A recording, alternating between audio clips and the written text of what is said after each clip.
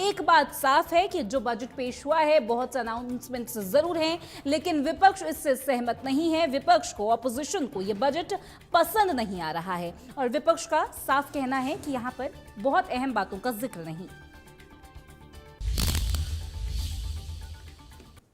हमारे साथ हैं पूर्व मंत्री और कांग्रेस के वरिष्ठ नेता एवं विधायक गीता बुक्कल जी।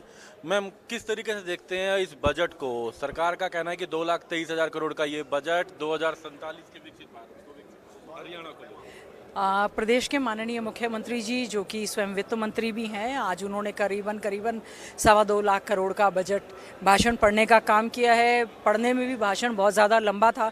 हम उम्मीद कर रहे थे कि हरियाणा के वित्त मंत्री हैं, हरियाणा के हितों को देखते हुए ये जो है हमारा बजट होगा, क्योंकि पंजाब में चुनाव होने वाले हैं। ज़्यादातर ये प्रयास किया गया और साथ ही साथ में हमें उम्मीद थी कि शिक्षा के क्षेत्र में बहुत ज़्यादा बजट में बढ़ोतरी की जाएगी। आपने मानव संसाधन करके एक अलग से बजट का हेड रखते हुए उसमें स्कूली शिक्षा, higher education, technical education, ITI, और बजट में कोई बहुत ज़्यादा उसमें बढ़ोतरी नहीं की गई, ना ही कोई ऐसे खास स्कूल या यूनिवर्सिटी खोले जाने की बात की गई। स्वास्थ्य में भी यही स्थिति है। हमारा वेलफेयर स्टेट है।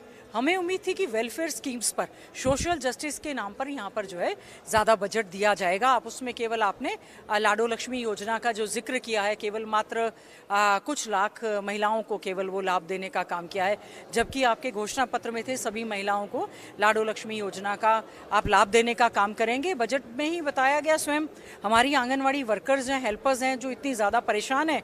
जब से भारतीय जनता पार्टी की सरकार बनी है, कोई भी नई बिल्डिंग आंगनवाड़ी की नहीं बनी, और आज तो स्वयं मान लिया गया कि 3,000 और 2,000 शहर और गांव में मिलाकर 5,000 से ज़्यादा हमारी आंगनवाड़ी सेंटर्स हैं, जो कि प्राइवेट और किराए के बिल्डिंग पे चल रहा है। तो उस पर भी पूरी तरह से ध्यान देना चाहिए था। खेल और खिलाड़ियों के लिए हमारा प्रदेश जो है 1 नंबर का राज्य है। हमें उम्मीद थी कि खिलाड़ियों के लिए, स्टेडियम्स के लिए बहुत ज़्यादा बजट में इसमें प्रावधान करने का काम करेंगे।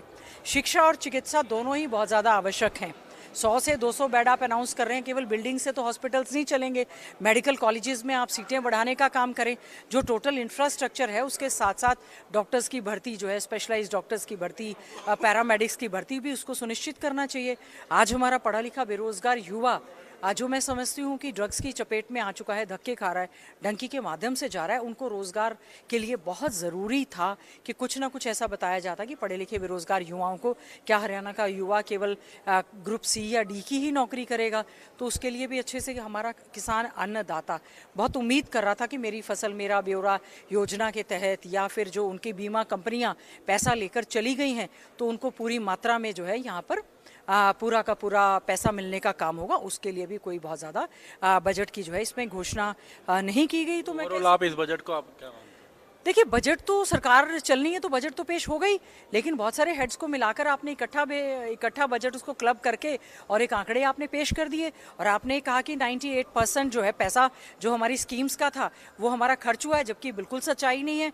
मैक्सिमम स्कीम्स ऐसी हैं जिसमें केवल 40 या 50% ही पैसा खर्च हुआ है। केंद्र सरकार का पैसा लैप्स हुआ है, राज्य सरकार की बहुत सारी स्कीम्स का पैसा था वो लैप्स हुआ है।